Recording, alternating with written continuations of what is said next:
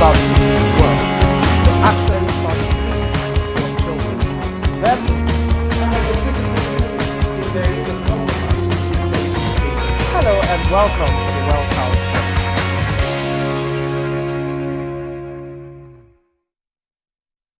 It's another lovely day, and I welcome you to yet another interesting and educating edition of the Well Child Show, brought to you by Global Child Health and Safety Initiative.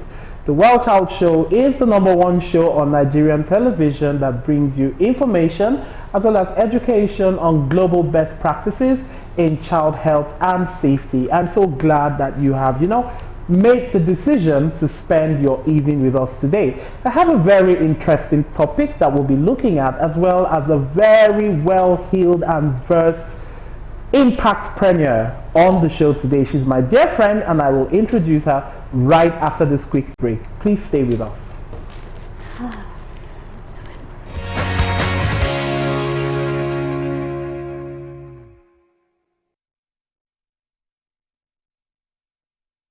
You are welcome back. If you're just tuning in, it's the Well Child Show, brought to you by Global Child Health and Safety Initiative. My name is Kemak Onyenuchea, and I'm so proud to be your host today. On the program today, we're looking at a very relevant topic. Of course, the coronavirus pandemic has led to a lot of adjustment in lifestyle and living conditions. And as a program that is focused on the health, safety and wellness of children, we're using this period to bring you in-depth analysis of issues as they affect the growth and the well-being of children, particularly surrounding the coronavirus pandemic. So we're looking at, the topic today is character modeling for children, and I have a very dear friend in the studio with me today who will do justice to this topic. Sitting with me in the studio today on this edition of the Well Child Show is my dear friend, Dr. Peju Afanu. You're welcome to the program. Thank you. Right, she is a businesswoman, and she calls herself an impactpreneur.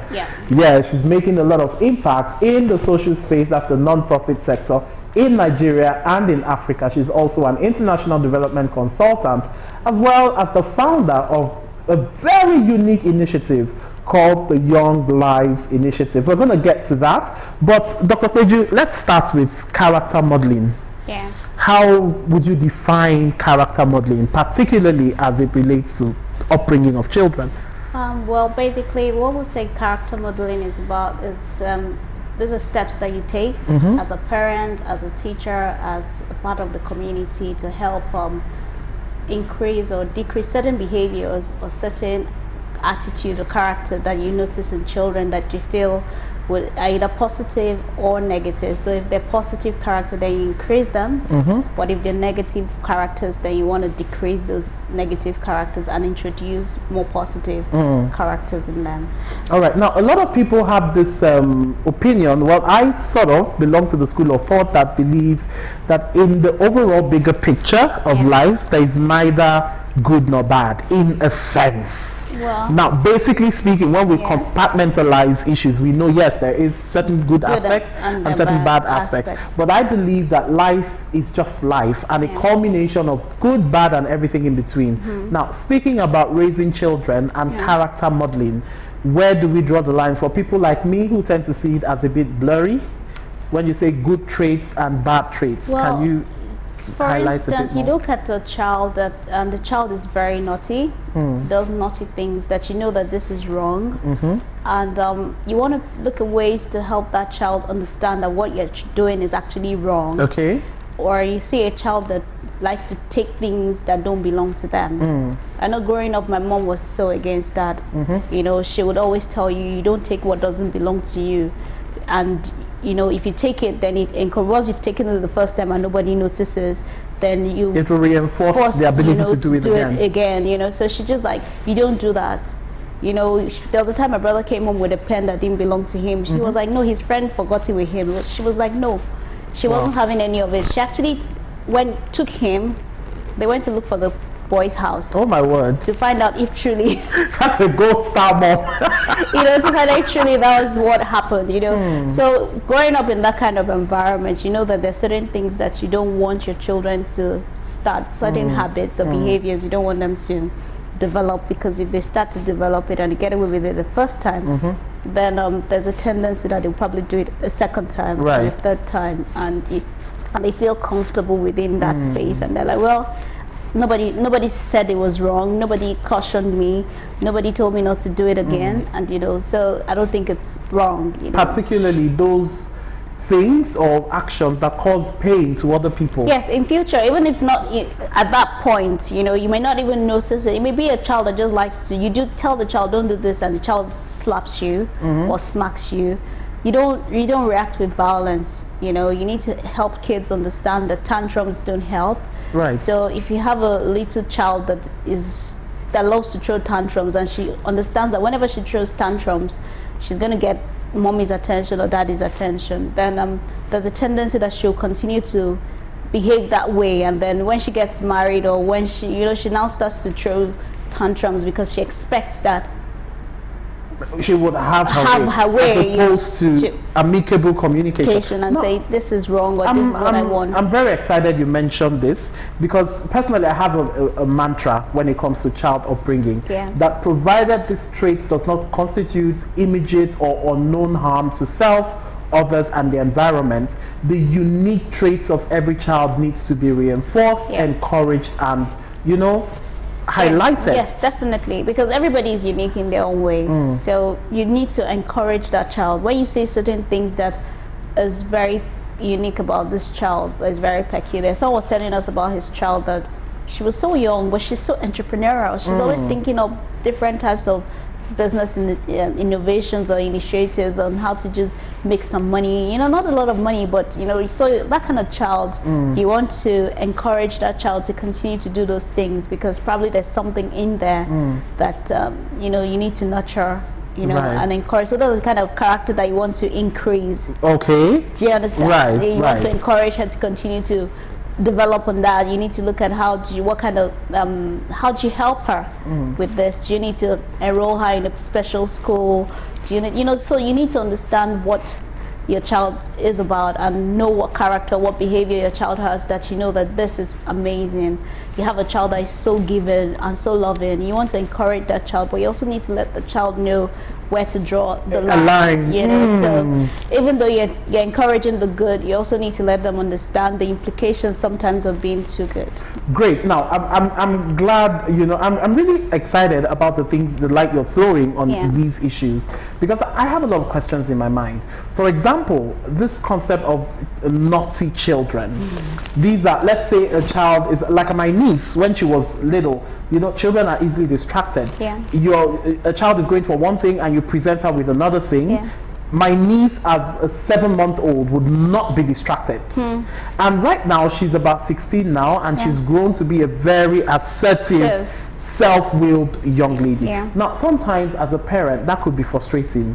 Now coming back to childhood, as a child psychologist, I'm looking at it as, okay, this child who we call naughty, who is probably set in his or her ways, or wants to do things the way they want, is probably exhibiting strong leadership traits. So how do you, as a professional, right, you are a youth developer, how would you encourage parents? What do they do? Because it is expected that children should obey their parents. But how do parents get to the point where, in trying to bend their children to become obedient and subservient to their leadership, they don't kill, the traits that the children would need to survive? Well, I think being assertive for a woman is also a problem, because you kind of like come off as being domineering or difficult or something. So a lot of people, if it was a guy that was assertive, it's actually a positive character trait in the society. It's easier to overlook for a boy child than for a female. But the thing is, it's good for a woman to be assertive. It's good for a woman to know what she wants and know how to say what she wants without being scared or afraid of saying it.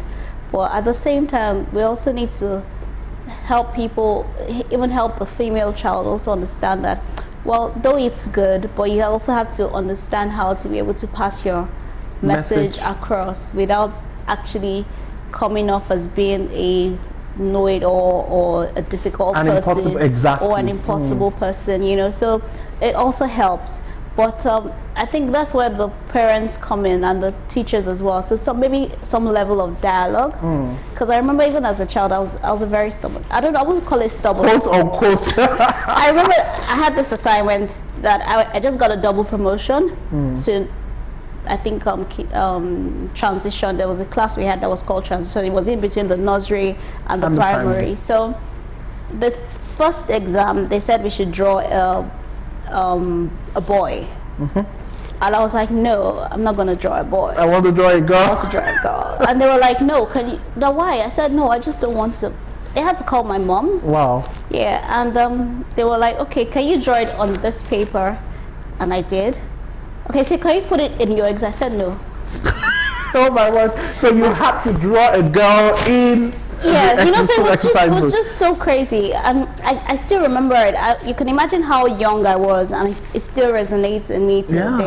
I was probably maybe about 4 or 5. Oh my word. Yeah, and I can still remember that incident. Or when my headmistress came, I was like, she was like, she speaks to me in Yoruba, and I'm like, and I answer her back in English, and she's like, no, I'm talking to you Yoruba. So she answered me back. I said, no, my mom says we should not speak Yoruba. So you know, so that's a whole other conversation for another day. You know, so just knowing that you have this in you, but also being able to moderate it, right? You know, so you don't have sometimes maybe you don't necessarily have to say it all the time. You may just want to keep quiet and just look like, okay, in your head you're like, oh, this person is, you know, but maybe not necessarily coming right out and letting them, because I was just going through like a book review, and they were talking about people and how to be how to have an argument or a conversation, difference of opinion without it degenerating into an argument. So maybe sometimes you just need to know, okay, just keep quiet. Sometimes, right? Yeah, you don't need to air your opinions all the time. Exactly, so they don't feel you're so opinionated or that, oh gosh, she feels like she knows everything, like, you know. Oh my word. All right, now it's great you spoke on the role or the influence of the home and parents in character modeling. And of course, I'm coming to the great initiative you have, the Young Lives. You're going to tell us what that means and what you hope to achieve. And of course, I know you're going to do great, because I've seen you know, conquer so much, right? So let's talk a bit about the role that parents have in character formulation for their children, or even, like we're saying, modeling for the children. So like the thing is, a lot of children, they copy their parents without even realizing it. So it's what you see your parents do that you sometimes tend to copy without even realizing that you're copying it, be it good or bad. So as parents, we need to also understand these factors. So it's not like telling your child, don't do this, but you are doing it. You know, now kids are even more, they kind of like, they're more opinionated, if you want to say. They'll ask you that, but mommy, you said I shouldn't do it, but you did it, so why can't I do it? And you're going to be like, I'm your mom, so I can do it. that excuse is no longer tenable. It's not, because they'll be like, mom, because you did it, why? Because you're an adult, no, you know. So you now start having arguments with it's about what are the character that you need your children to develop. What kind of behavior do you want them? Do you want them to see you as a very difficult person? Do you want them to see you as, so even if you and your husband or your wife, you're having arguments or disagreements, as a parent, you need to try to take that away from the kids, so they don't begin to see those characters that kind of like negate all the trainings and all the doctrine that you're trying to inculcate to them. Because they would subconsciously imbibe these character traits. So it's like, do what you know. So many times you read, they say, oh, you say a child. I read somewhere that a child is reading, and someone asks the parent that, how can you get your child to sit down and read?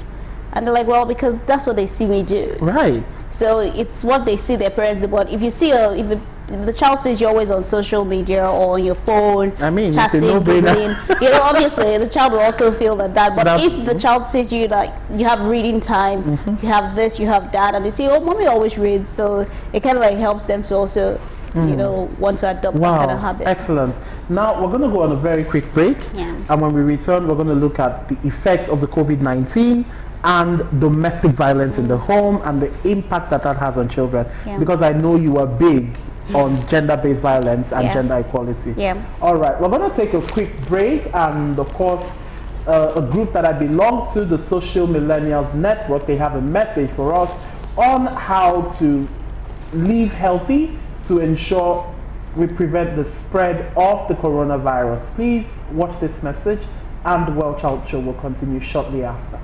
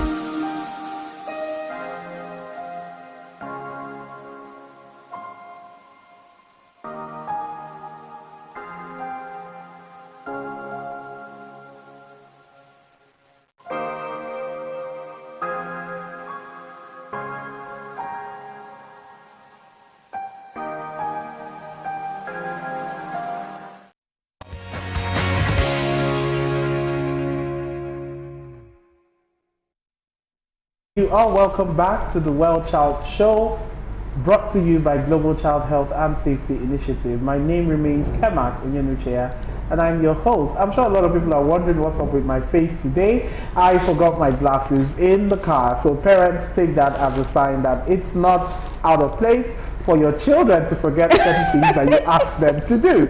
And I have my dear friend in the studio with me today, Dr. Peju Afanu. She is a social impact entrepreneur, a businesswoman, as well as the founder of the Young Lives Initiative, which is something really grand that is about to hit the scene of the educational space. Now, Dr. Peju, COVID-19 came with an instruction for parents and everyone to sit at home. My last guest on the show, we spoke about the effect of the sit-at-home order on the increase in the spate of child sexual abuse. Now we'll look at the social media. It's like a dam was opened and unleashed. Every day it's one spouse abusing, mostly, you know, a husband physically assaulting the wife, and in some cases the wife physically assaulting the husband. Let's look at this in relation to the COVID-19. What effect does this have on the children? Speaking about character modeling. Well, that is so negative for the kids, and it's not just, it's going to even psychologically affect the kids, because all they see is the violence, you know, so it kind of, you know, they're not even used to having their parents at home with them all the time, you know, and now this is the first time they're going to have their parents with them, and all they get to see is violence. That is, I don't even have the words to describe it, you know.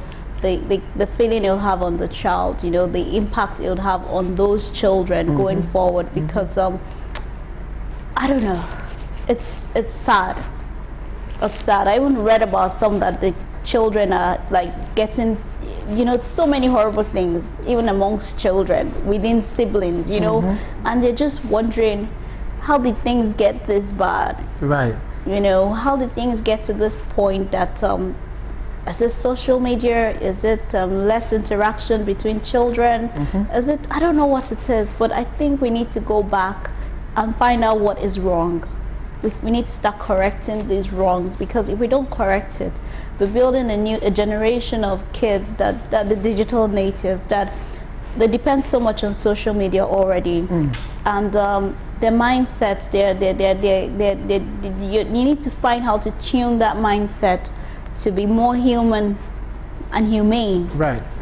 Not just humane, so that they have that feeling of empathy. So even if what you find out as a parent, what is it that is so serious that you could not actually overlook while your kids are there and take it, let us discuss this, Right. I know dialogue plays a very important role in relationships, and I think they need to let their children understand that dialogue, not violence, Right. solves the problem, will resolve the problem. You don't want a girl growing up, she's going to be damaged. Why would she want to even get married? Right. Or even if she gets married and her husband is beating her, she thinks it's the norm. It's the norm.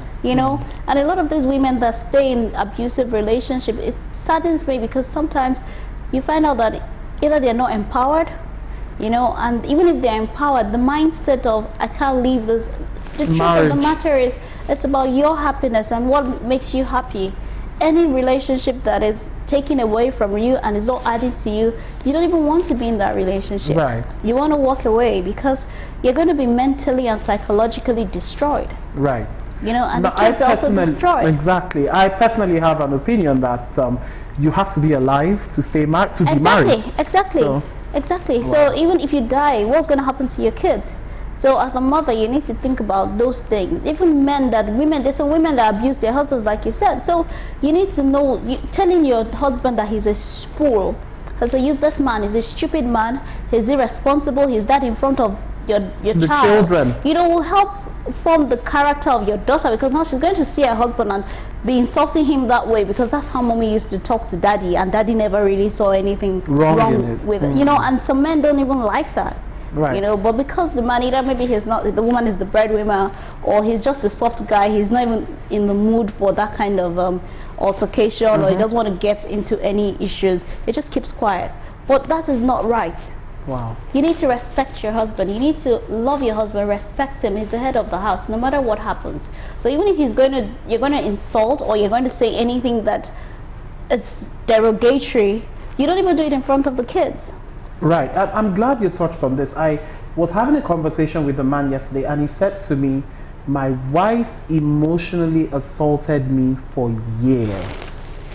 Yes, that it happens. So assault is not even about physical. So emotional, you find so many things going wrong, and then as a man you feel, oh, I just need to chest it, I don't need to complain, I don't want it to look like. No, it's not right both ways. You don't assault your wife doesn't have the right to assault you. And then this has ultimately the worst impact on the kids, on the children, because it's either going to be positive for them or negative. So they may see it as, oh, this is so wrong, and I really don't want to ever be in this situation. I wouldn't want my kids to be in this situation, because I don't think it's right. So probably they interact with other families, and they see how they interact, and they see how the family relates, and they love that kind of relationship, and they say, oh, when I get married, when I grow up, this is the kind of family I want to have. I don't want to have my parents. But what if they're not exposed to that kind of family relationship? What if they're exposed to their neighbors next door? They're always bashing each other. Right. And right in the home, it's the they're same bashing thing. each other. So that could be their norm. Wow. Okay, Dr. Peju, let's move on to the Young Lives Initiative. Now, I know it's an acronym, Lives, Lives. Yeah. Can you tell us, bring the cat out of the bag? So it's just basically young leaders with innovative, vocational, entrepreneurial and social skills. So Young leaders with innovative, vocational, entrepreneurial and social skills. Right. All right. So can you tell us what's the... Okay, so basically Young Lives is actually targeting children in public schools. Because when you look at the demographic, it's you have more children in public schools than you have in the private schools. Right. And you find out that more of those children will probably end up in the civil service, in the public sector, as our politicians, as our leaders, than the kids in the private schools. So you want to start worrying about the mindset and start thinking of how to create a paradigm shift. You know, you need to take that entitlement mentality away from the kids early on and let them understand that leadership is about service. It's not about what you stand to gain from being a leader or what the community owes you. Nobody owes you anything. You know, it's what you're opting for that position because you feel the need to solve a problem, to help the lives of people, to help improve your community. So this initiative it's something that we came together as a group in Women X12. I happen to be the president. So we're most of the facilitators are even within the group. Right, the Women X12. I know that's a project that was funded from the World Bank. LBS, So the EDC, we did an EDC training sponsored by the World Bank. So there are a lot of women that are in that space. Some are doing their own schools. Some do like educational pedagogy, teaching pedagogy and audits and stuff like that.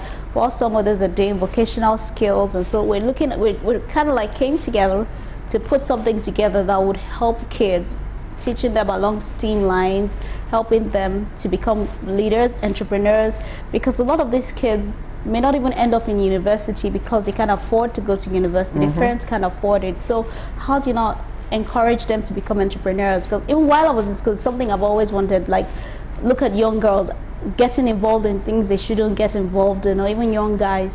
But if they had a little entrepreneurial skill in them and they could actually make some money. Someone was telling me about a young girl that graduated. She was selling akara, or was in moi moi, and she graduated and she was so excited. So you need more of those kids out there, boys, girls. You know, it's not just about the girls. You know, the kids that they do something for themselves. And they don't just do something for themselves. They look at how to help their school, how to improve their school, how to raise funding to do these things, how to also look at their community and see what is wrong in their community at a very young age, and how can they do it better? How can they improve what is existing in their community that they think is wrong, and how can they change it?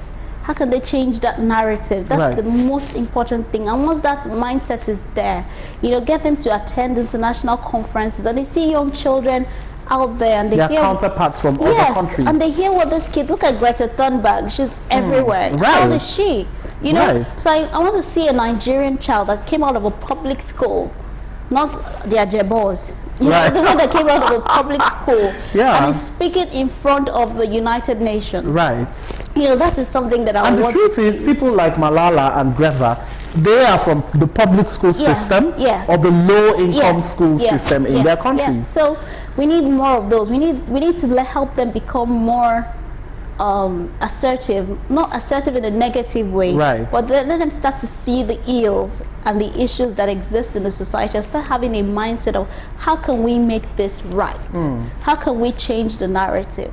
How can we change this paradigm from where it is now? How can we build a bridge between the children in the public school and the private school? Because at some point in life they always have to interact. Yes, because by the time the child becomes a politician, your child that has gone to private school is probably heading one multinational corporation or something, and needs to now, you know, so, and you find out that your network is your net worth. So start to build that network from a very young age. You find out, oh, people that went to King's College, Queen's College, this college, that college, oh, my former, you know, these things are very essential in building relationship, in building your future path in life. So it's essential that we start to create a marriage, create a bridge between these two diverse ends, so that they start to see things. The rich child sees things from the other side, while the poor child sees things from the other side, and see how they can get it better. We're out of time, but we have to continue this discussion. So you are definitely coming back on the show, because there's so much, you know, we haven't yet delved into. Thank you so much for gracing us with your presence today. Thank you. And to you, my precious viewers, thank you so much for being a part of the show today. I'm sure you've learned a thing or two, which is the aim of this program, bringing you information on how to be a better parent or guardian to your children and your wards. You can hook up with us on our social media platforms, on Instagram at Global Child Health and at the Well Child Show. That's our email on the screen. And of course, to view this and previous editions of the show, log on to our YouTube channel. Don't forget to subscribe and then turn on the notification button. And of course, I use this medium to call on well-intentioned corporate organizations partner with us on the Well Child Show. Help us take this message of child health and safety to the ends of the earth. Thank you for being a part of the show today. I'll be back again on same station, same time next week. And always remember, child health and safety is everybody's business. Goodbye and God bless you.